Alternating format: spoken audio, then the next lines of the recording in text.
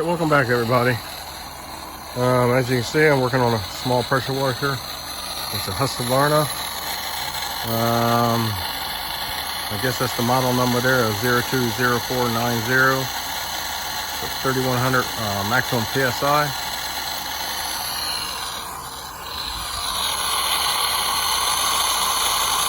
I've got the water hooked up. And the man says that it won't stay running, or what else was it? It shuts off on him, I believe it was. So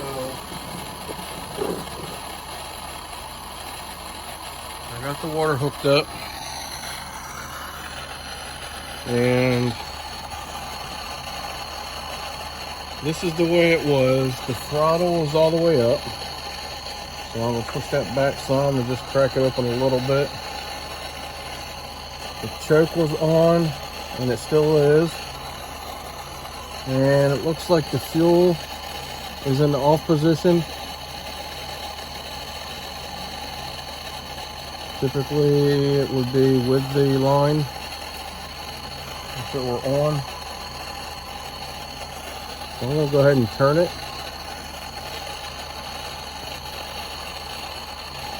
Can't tell what that says, if it says anything.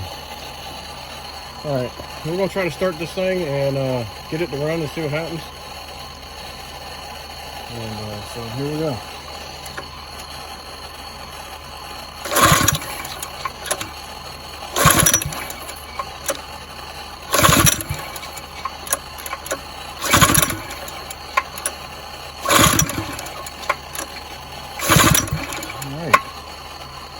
Doesn't want to start at all, and it kind of pulls kind of easy too, but that don't mean nothing necessarily. It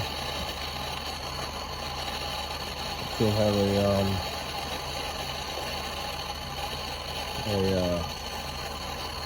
well, most of them do have a pressure release. Open that back up.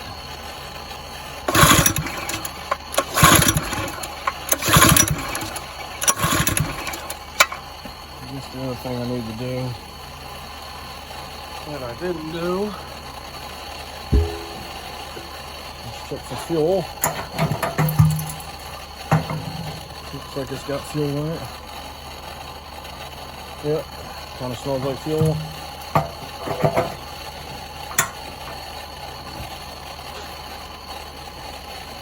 I might pull that hose off to see if fuel comes out.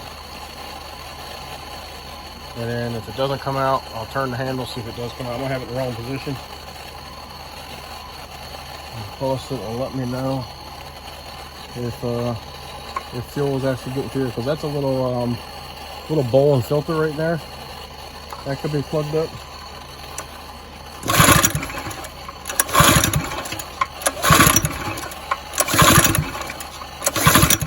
So yeah, that didn't make much difference.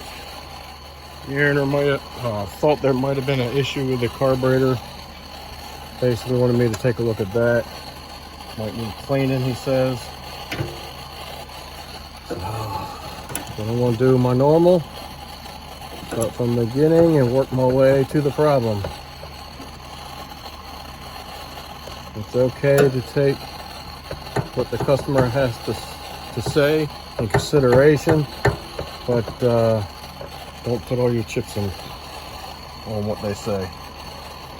You should always, and I'm not saying don't, listen to the customer, because you should. I'm just saying you should always start at the beginning, work your way through until you find a problem. Always diagnose. Always.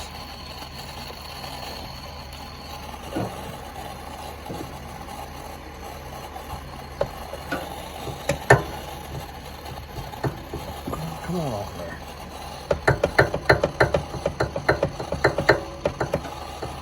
Golly dang. Flood the backyard before I get this hose off. There we go. Alright. So So yeah, that way was off. Now it's on. All right. Smells like fuel.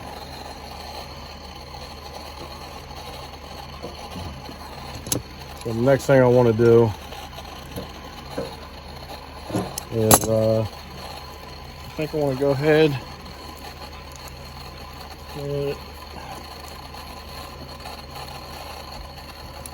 pull the line off on this side.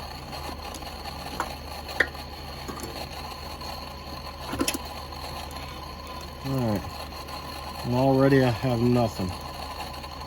So there's probably an issue with the, nope, I'm wrong. There we go.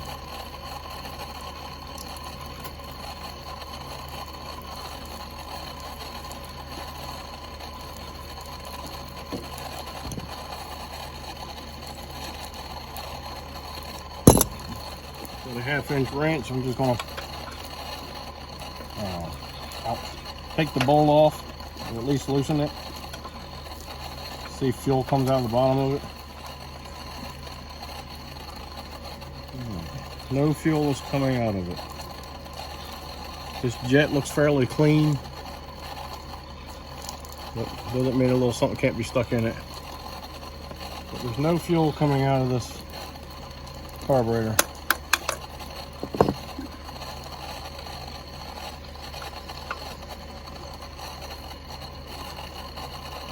Looks like it's got a bead of water in it.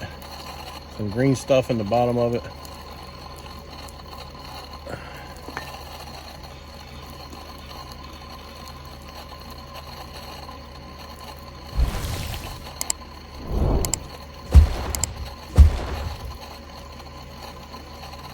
So it seems like the needle valve was stuck, causing the float to not drop down. So now we got fuel going through, and the float seems to be working fine.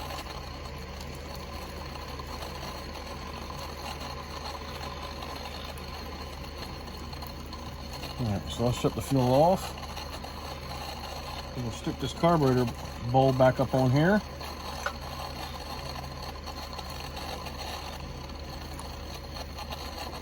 And see if we can't get this thing started.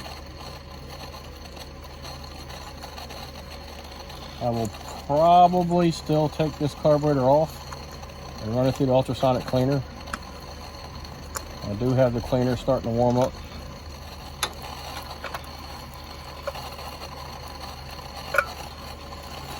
All right, see if we can't get it started.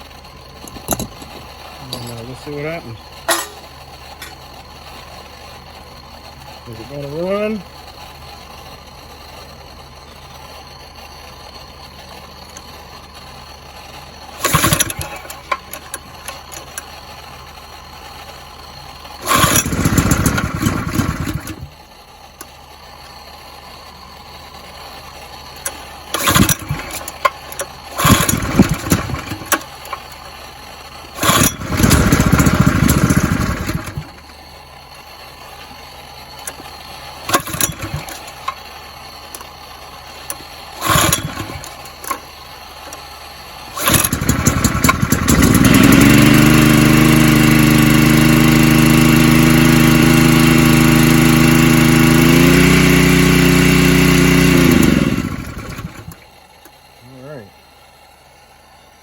Looks like I'm going to take this carb off because it needs choke to stay running and running good.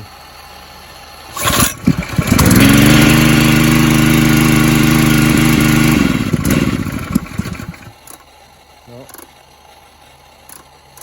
alright, so I would say we got a plug jet, and then I'm going to pull the carb off and we'll give it a good cleaning.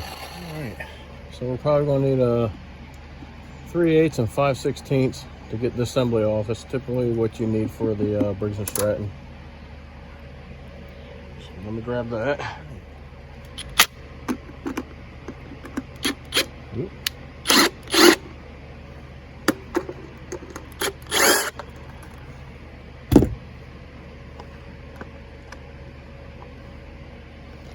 Filter's in decent shape. Not a bunch of debris in there.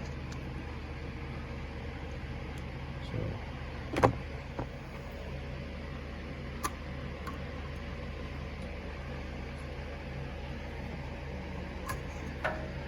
When these chokes, you just take and pull them up. There's nothing else that really holds them on.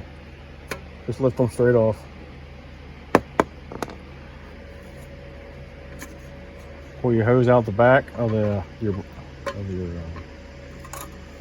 filter housing, and then there's a little like an EPA vent hose that goes back to a little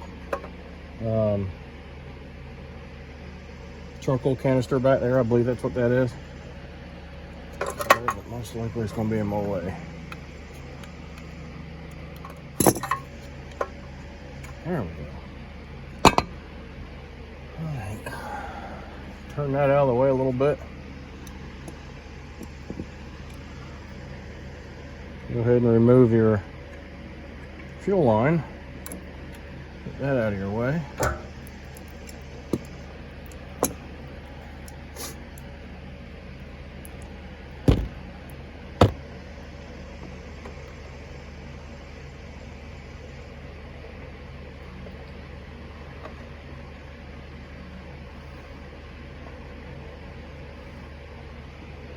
And then back in here is your 2 3/8 bolts. You want to have a linkage and a spring here, so be careful when you take that off.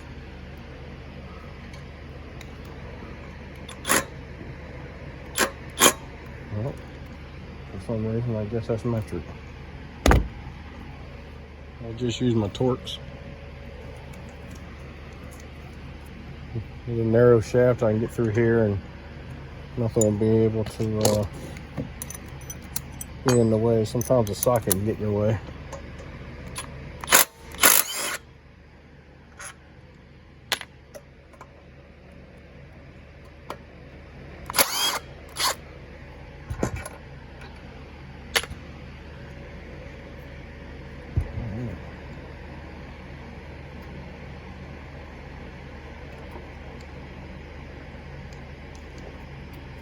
If you remember on the last carburetor that I had worked on, I think it was on one of those walk behinds.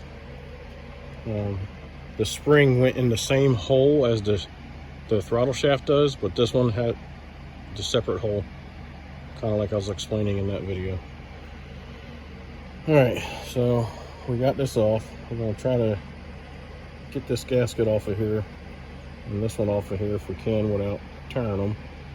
And we'll take this apart and we'll stick it in the ultrasonic cleaner, let it do its thing, and we'll come back and we'll put it back on.